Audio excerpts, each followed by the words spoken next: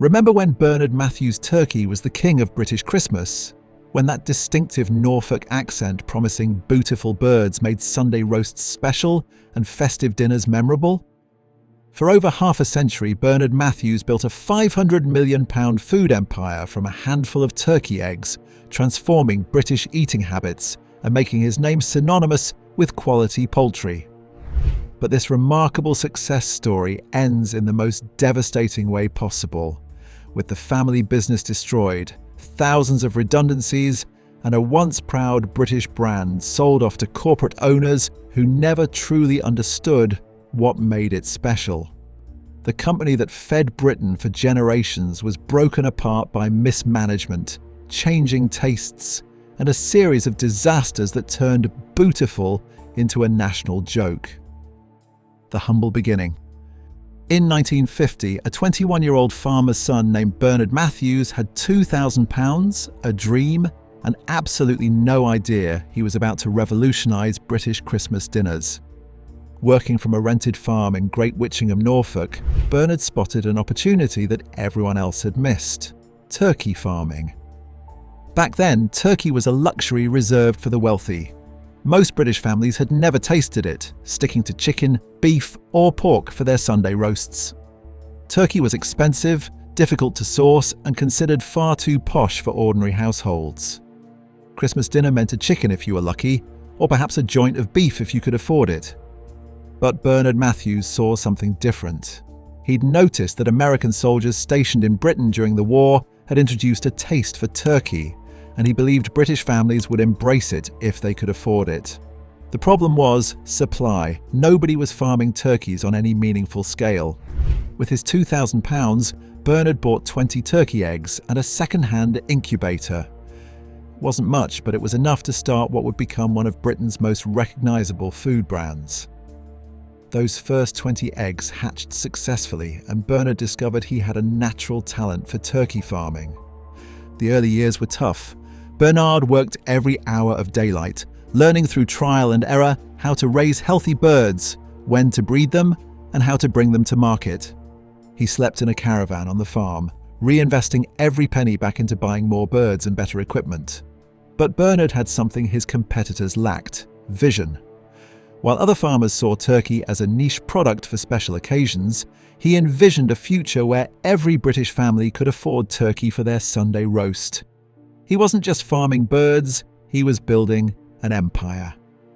By 1955, Bernard Matthews turkey was supplying local butchers across Norfolk. The birds were plump, well-fed, and significantly cheaper than anything else on the market. Word spread quickly through the county that this young farmer was producing exceptional turkey at prices ordinary families could afford.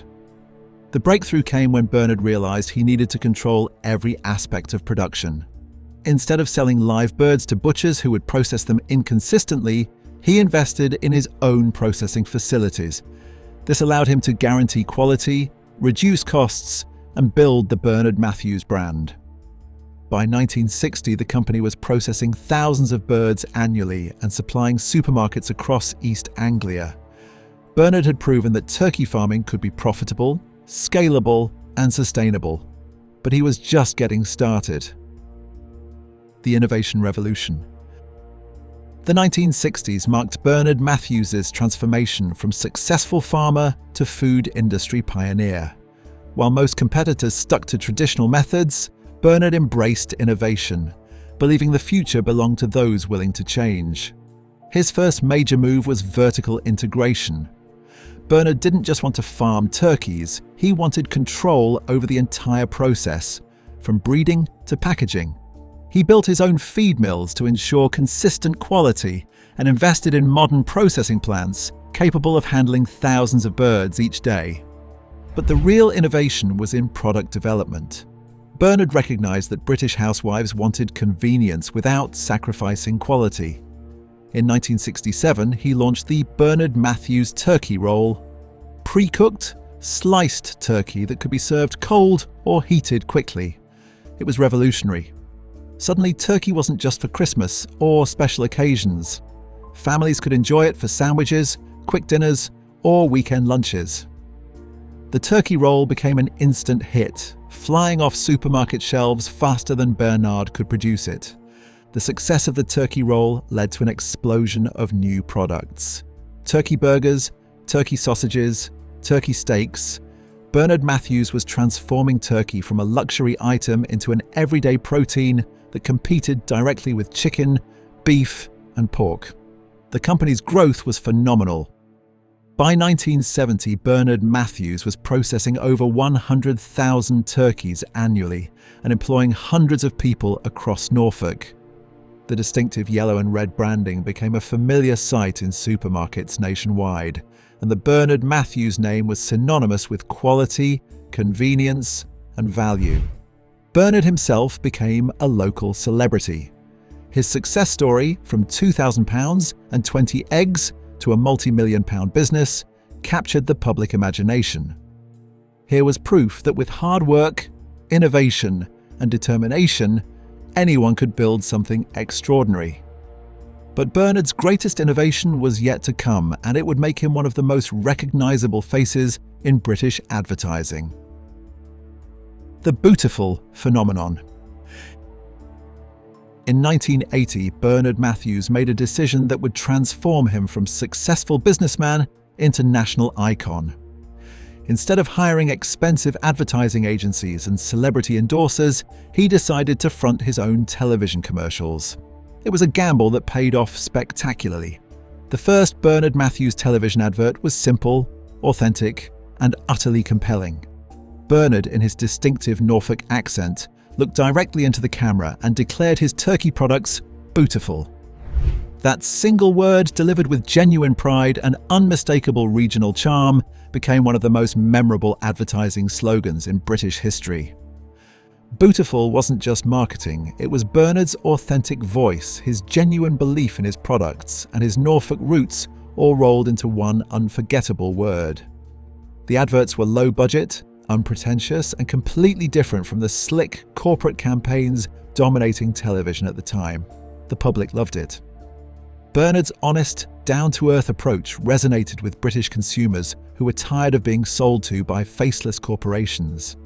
Here was a real farmer, talking about real products with genuine passion for what he'd created. The Bootiful campaign transformed Bernard Matthews from a regional success story into a national phenomenon. Sales exploded as families across Britain embraced the brand that felt authentic, trustworthy, and quintessentially British. By 1985, Bernard Matthews was processing over 2 million turkeys annually and had become the largest turkey producer in Europe. The company employed over 2,000 people, mostly in Norfolk, and was generating revenues of over £100 million annually. Bernard himself became a celebrity. His distinctive appearance, always in a suit, always with that warm Norfolk accent, made him instantly recognizable. He appeared on chat shows, gave interviews to national newspapers, and became the acceptable face of British farming. The success wasn't just commercial, it was cultural. Bootiful entered the British lexicon, used affectionately to describe anything particularly good or appealing. Bernard Matthews had achieved something remarkable. He'd made turkey farming cool. The company's product range expanded rapidly. Turkey dinosaurs for children, gourmet turkey products for adults, ready meals, sandwich fillers. If it could be made from turkey, Bernard Matthews was making it. The distinctive packaging became a fixture in every British supermarket, and the brand commanded premium prices despite its humble origins. By 1990, Bernard Matthews had achieved his original vision and more. Turkey was no longer a luxury, it was an everyday protein enjoyed by millions of British families. The company was valued at over £200 million, employed thousands of people, and Bernard himself was worth an estimated £50 million. The peak years. The 1990s represented the absolute pinnacle of Bernard Matthews's success. The company had become a British institution, as recognisable and trusted as household names like Heinz or Cadbury. Bernard's empire stretched across Norfolk with multiple processing plants, feed mills and farms employing thousands of people. The numbers were staggering. Bernard Matthews was processing over 10 million turkeys annually, controlling approximately 60% of the British turkey market. The company's annual turnover reached more than £400 million, making it one of the largest food producers in the UK. But the success went beyond mere statistics. Bernard Matthews had fundamentally changed British eating habits. Turkey consumption had increased by over 400% since the 1960s, largely due to Bernard's innovations in processing, marketing, and product development. The company's influence extended throughout Norfolk's economy. Entire communities depended on Bernard Matthews for employment, from farmers supplying feed to lorry drivers delivering products nationwide. The distinctive yellow trucks became a symbol of Norfolk's industrial success, proof that rural Britain could compete with urban manufacturing centres. Bernard himself had become a national treasure.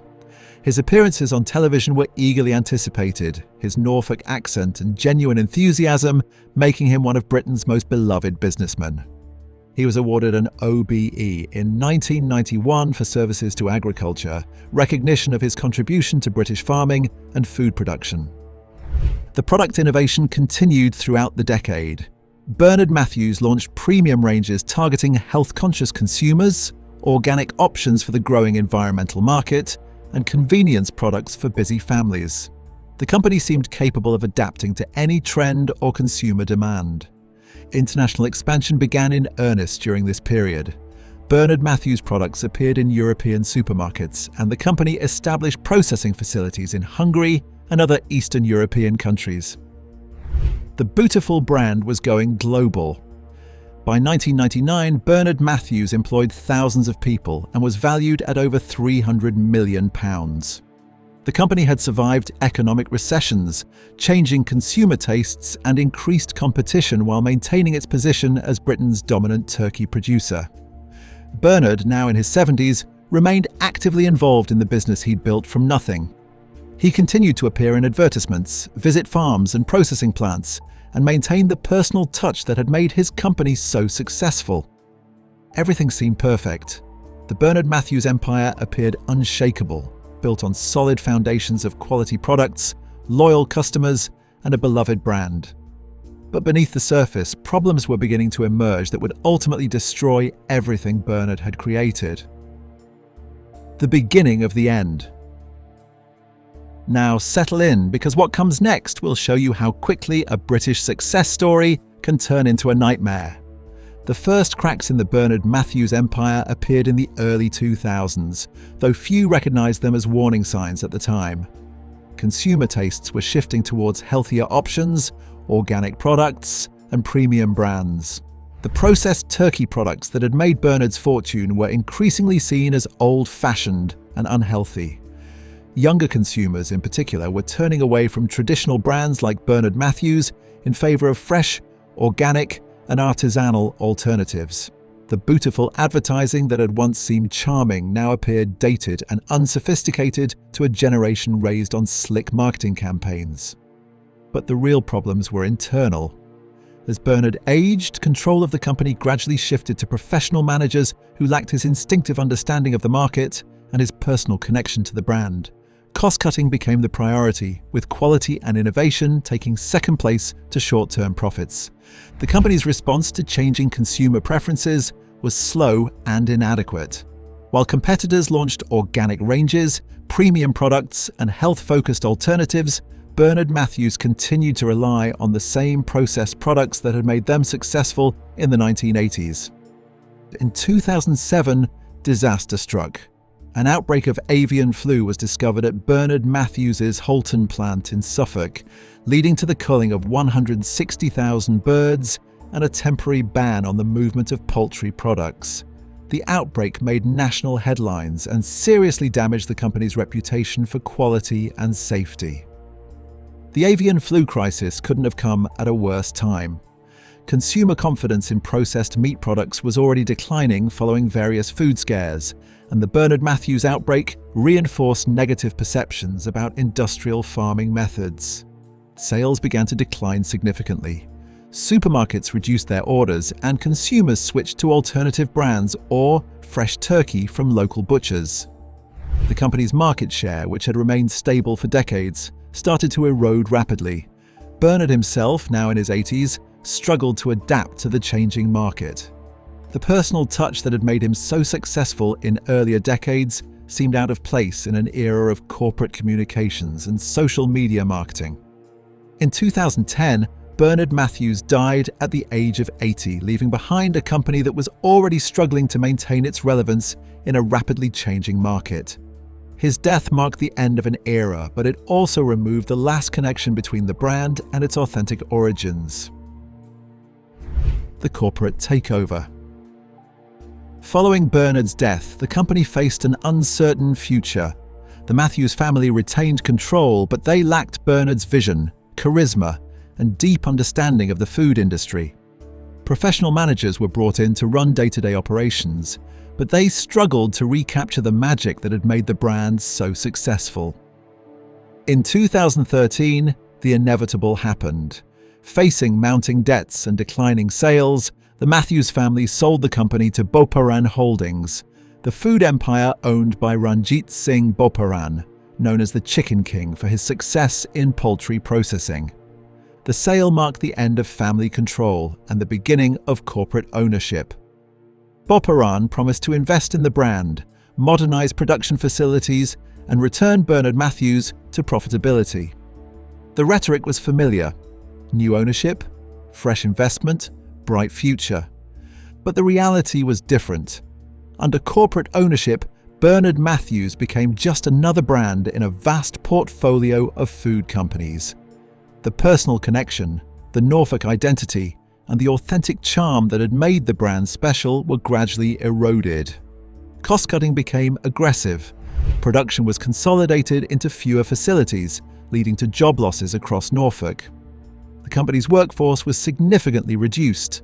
Entire communities that had depended on Bernard Matthews for generations suddenly faced unemployment. Product quality declined as cheaper ingredients were substituted and processing methods were simplified to reduce costs. Long-time customers noticed the difference immediately. The turkey products that had once been genuinely bootiful were becoming indistinguishable from generic alternatives. The brand's marketing lost its authenticity. The new owners attempted to modernize the image with slick advertising campaigns that bore no resemblance to Bernard's original approach. The bootiful slogan was retained, but it felt hollow without Bernard's genuine Norfolk accent and obvious pride in his products. The final blow. By 2016, it was clear the corporate rescue had failed. Despite promises of investment and modernization, Bernard Matthews continued to lose market share and drown in debt. The company that once dominated British turkey production was now fighting for survival. In November 2016, Boparan Holdings placed the business into administration. Factories were closed, hundreds of workers were made redundant, and large parts of the company were sold off or restructured. The human cost was devastating. Families who had worked for Bernard Matthews for generations lost their livelihoods, and entire Norfolk communities were left struggling. The brand survived, but only in name. New owners kept the logo and the bootiful slogan, but the integrated empire Bernard had built was gone, broken up, scattered, and reduced to a shadow of what it once was. What we lost forever. The collapse of the Bernard Matthews family business marked the end of a uniquely British success story. Starting with just £2,000 and 20 turkey eggs, Bernard built a company worth hundreds of millions, employing thousands and reshaping how Britain ate. His rise proved that innovation, determination, and honest marketing could still create something extraordinary. But when the business was broken apart, decades of experience were lost. Norfolk's status as the turkey capital faded, and the personal connection between founder and brand disappeared. The name still exists on supermarket shelves, but what remains is only a shadow of what once stood for pride, quality, and a very British way of doing business. Conclusion. So there you have it. From Bernard Matthews' £2,000 investment in 20 turkey eggs in 1950 to the collapse of the family business in 2016. A story that captures both the promise and the fragility of British entrepreneurship. Because Bernard Matthews was never just about turkey, it was about the idea that one person with vision and determination could build something extraordinary. About regional pride, honest marketing, and food made by people who genuinely cared about their craft.